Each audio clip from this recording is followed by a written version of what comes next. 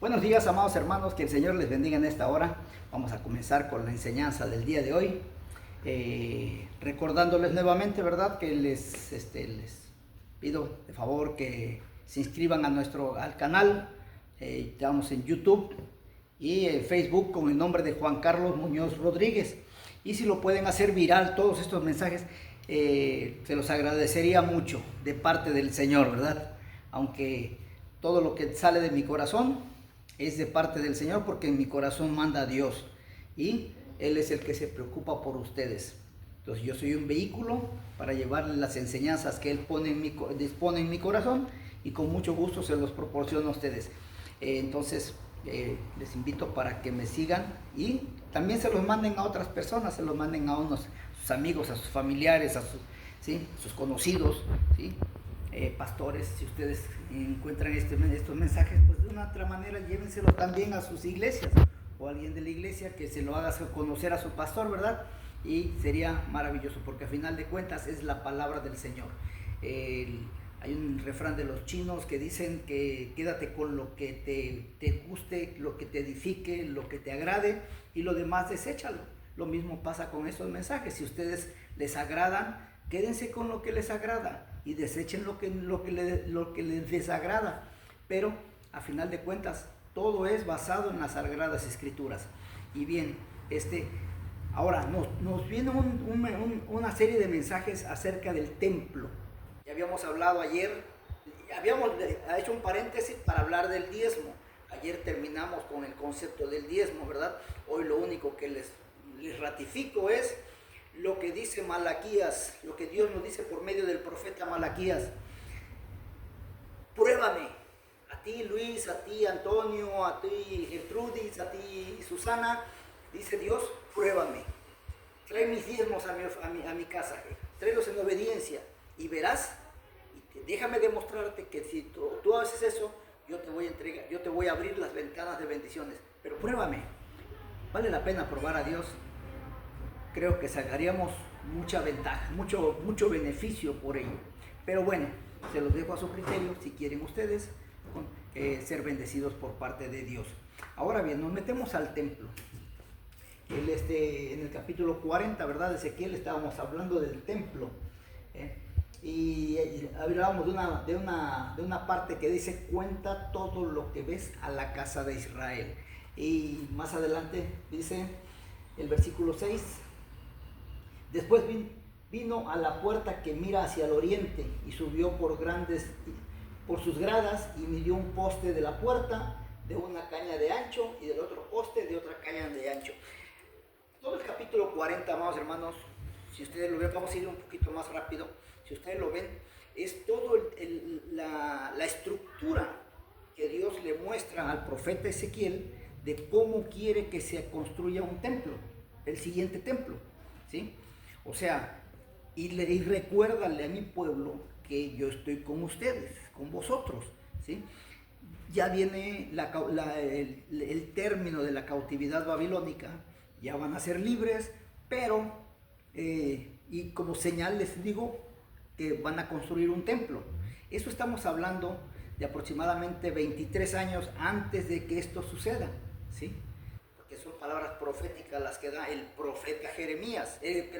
También lo dio Isaías, Jeremías, y hoy en esta ocasión Ezequiel. Entonces, Dios le manifiesta, si ustedes leen todo el libro del capítulo 40, ¿sí? Más adelante dice: y la puerta oriental tenía 3 recámaras, porque Dios le estaba mostrando la parte oriental. Dice: me llevó al atrio exterior, dice. Todo esto fue en espíritu, ¿sí? Fue en espíritu como Dios llevó al profeta a mostrarle cómo se iba a construir ese templo, ese segundo templo. El 24 dice: me llevó después hacia el sur, y aquí una puerta hacia el sur. El 28 dice: me llevó después al atrio de adentro de la puerta del sur, y midió la puerta del sur. El 32 dice: y me llevó al atrio interior. O sea, lo estaba llevando por todos los lugares que se tenían que construir dentro de ese templo. El 35, me llevó luego a la puerta del norte y midió conforme a estas medidas. el versículo 44 dice, y fuera de la puerta interior, en el atrio de adentro, que estaba al lado de la puerta del norte, estaban las cámaras de los cantores, las cuales miraban hacia el sur. Una estaba al lado de la puerta del oriente, que miraba hacia el norte. El 48, y me llevó al pórtico del templo, dice. Luego tenemos el capítulo 41, dice, me introdujo luego en el templo y midió los postes, siendo de ancho de 6 codos, o sea, le da las características. Midió también su longitud de 20 codos y la anchura de 20 codos. El versículo 5 del capítulo 41 nos dice, después midió el muro de la casa. El versículo 13 dice, luego midió la casa. O sea, ustedes ya después lo pueden ir leyendo con calma para que yo por el tiempo, ¿verdad? El capítulo 42 del libro de Ezequiel, el versículo primero dice, me trajo luego al atrio exterior, o sea, le fue mostrando parte por parte de cómo tenía que ser construido ese templo. Y el versículo 2 dice, así también eran las puertas de la cámara que estaban hacia el sur, había una puerta al comienzo del corredor, y me dijo, las cámaras del norte y las del sur, que están delante del espacio abierto, son cámaras santas, de las cuales los sacerdotes que se acercan a Jehová comerán las santas ofrendas. Allí pondrán las ofrendas santas, las ofrendas y la expiación, el sacrificio por el pecado, porque el lugar es santo. El 15, y luego que acabó las medidas de la casa de adentro, me sacó por el camino a la puerta, de la puerta que miraba hacia el oriente, y la midió alrededor. O sea, le dio ahora sí podríamos llamar un tour por todo lo que iba a construirse dentro de ese templo. Ahora, es maravilloso, amados hermanos, ver cómo Dios mueve a sus hijos. Recordemos que el primer templo, el primer tabernáculo que hace Moisés, ¿sí? Dios lo lleva al Sinaí y allá le dice, le muestra el tabernáculo cómo debía de ser a Moisés. Y hay algo curioso porque a Moisés le dice Dios, ¿sí? En Éxodo capítulo 31, versículo 1 dice, y voy a poner a Bezaleel y a Aholibam un espíritu para crear diseños, ¿sí? Como un ingeniero, un arquitecto, ¿sí? Para que creen los diseños que yo quiero que se lleven a cabo en el templo. ¿Cómo se va a construir el templo? Entonces los arquitectos, ¿sí? E ingenieros que llevaron a cabo esa obra era Aholibam, ¿sí? Bezaleel y Aholibam, ¿sí? Eran los dos personas que Dios disponía para Moisés, para que ellos construyeran el templo, ¿sí? Después, con el segundo templo, el primer templo de Jerusalén, Dios le da todo el diseño de ese templo, que era maravilloso en su infraestructura, a David. A David le da todo el diseño, todo el plano, y David hace una maqueta y se la presenta a Salomón. Y él se le dice a Salomón, mira, a esto es lo que vas a hacer. No le muevas ni nada, no le quites ni le pongas. Donde vaya a haber oro, pon oro. Donde vayas a poner plata, pon plata. Donde vayas a poner cierto tipo de madera, pon ese tipo de madera. Donde vayas a poner piedras preciosas, ponle piedras preciosas. No le cambies nada. No le quites nada. Lo mismo había pasado con el tabernáculo. Y en esta ocasión, Dios, para que se construya el segundo templo, el más importante, amados hermanos, porque ese templo iba a tener una gran relevancia. ¿Cuál era esa gran relevancia? Que porque ese templo tanto iba a ser en lo plano terrenal como en lo espiritual, iba a ser de majestuosidad, ¿sí? ¿Y por qué majestuosidad?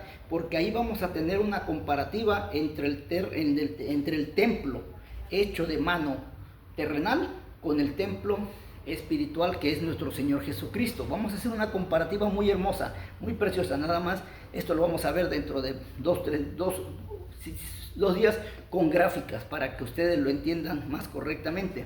Sin embargo, le está diciendo aquí al profeta Ezequiel cómo deben de ser cada una de las recámaras, cada uno de los pasillos, cada uno de todo lo que se tenía que construir. ¿Y quién lo iba a construir? Zorobabel.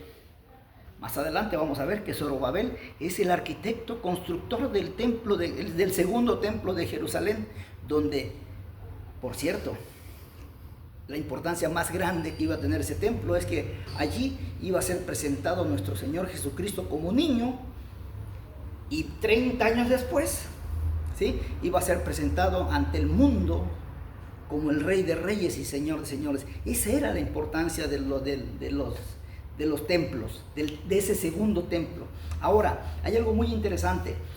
Cuando el pueblo, ¿quién financió el dinero para construir tanto el tabernáculo, el primer templo y el segundo templo? Bueno, aquí viene algo muy interesante porque tenemos que saberlo.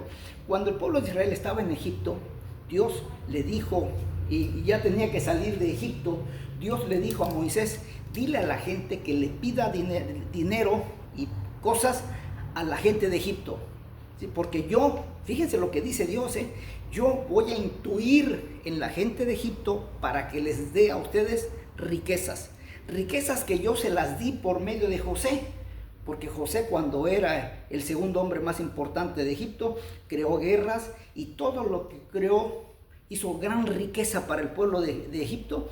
Entonces, toda esa riqueza, dice, se las tengo que quitar. Ya la disfrutaron ellos, ahora lo que queda va a ser para ustedes. Entonces, cuando el pueblo de Israel sale de Egipto, la gente de Israel, los hijos de Jacob, ¿sí?, le dicen a los egipcios: regálame algo, dame lo que quieras. Y ellos, intuidos por Dios, le dijeron: ten, toma. Les dieron oro, plata, piedras preciosas, ropa de la mejor calidad, se la dieron, y dice las Sagradas Escrituras que dejaron a Egipto en la miseria. ¿Por qué? Porque todo lo mejor que tenía Egipto se lo llevaron. Y cuando Dios le dice a Moisés que le erija el tabernáculo, Moisés dice: traigan ofrenda de lo que recogieron, lo que les dio Dios en Egipto, ¿sí? Entonces ellos empezaron a llevar. Le dijeron a estos hombres, a Jolibab y a Bezaleel, le dijeron: ¿qué necesitas? Bueno, necesitamos oro, necesitamos plata, necesitamos esto. Y empezaron los hombres a dar ofrenda, a ofrendar. Llegó un momento en que tuvieron que decir a Jolibab y Bezaleel, le dijeron a Moisés: dile al pueblo que ya no traiga nada más, porque ya es suficiente lo que tenemos. Fíjense, el pueblo dio generosamente para construir el tabernáculo del Señor. Entonces, ¿con qué dinero se hizo ese tabernáculo? Con el dinero de Egipto. Ahora, el segundo templo, David, hace las guerras y subyuga a toda la gente del mundo de ese tiempo. Y todo lo que les quitó y todo lo que les cobraba de impuestos, ¿sí?, David dice: aquí está el dinero para la construcción del templo. Entonces, ¿quién lo financió?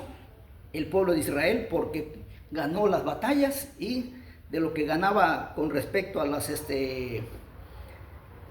impuestos, fue con lo que hizo Salomón, el segundo templo de Jerusalén. Templo maravilloso, porque todo lo mejor que había en el mundo se lo llevaron a Salomón para que él hiciera el templo de Jerusalén. Y este segundo templo, construido de madera, de cantera, ¿sí?, ya no un templo movible y montable y desmontable como el tabernáculo. ¿Quién lo hace? Lo hacen los hermanos, se van a reír, pero ¿saben quién lo hizo? Los gentiles. Los gentiles construyeron el segundo templo, porque ese templo lo manda a construir Ciro, que lo vamos a ver más adelantito. Ciro da la instrucción a los sacerdotes Esdras, Nehemías y sobre todo a Zorobabel para que construyan ese segundo templo. Amados hermanos, los gentiles construimos el segundo templo donde nació nuestro Señor Jesucristo, con el dinero de los gentiles. El gentilismo aportó la economía para construir ese segundo templo de Jerusalén, donde nacería el Rey de Reyes y Señor de Señores, donde sería entronado como Salvador, ¿sí? Qué hermoso, amados hermanos, porque también nosotros los gentiles participamos en la construcción de ese segundo templo. cuando Ciro les dijo a las naciones que estaban alrededor, en lugar de traerme a mí los impuestos, dénselo a Zorobabel para que Zorobabel reconstruya la ciudad que destruyó Nabucodonosor y reconstruya el templo al Dios alto, justo y verdadero, a Jehová de los ejércitos. Amados hermanos, es maravilloso aprender todas esas historias que están en la Biblia. Yo no entiendo por qué todavía, en lugar de conocer estos mensajes tan maravillosos, andamos peleando de que si la iglesia va a pasar por la gran tribulación, que si es bueno dar diezmo, que si la mujer no puede predicar, que si el shofar, que si las bailarines, amados hermanos, tan maravillosas que son las historias del pueblo, de las sagradas escrituras. Hoy andan con que hay que aprender hebreo. ¿Para qué quieres aprender el hebreo? Que es la lengua original de nuestro Señor Jesucristo. Que los hebreos aprendan del Señor Jesucristo en su idioma hebreo. Pero nosotros, los latinos, los que hablamos español, aprendamos las Sagradas Escrituras conforme a nuestro lenguaje para poderlo entender plenamente. Mañana continuamos con el templo. Que Dios les bendiga. Soy Juan Carlos Muñoz.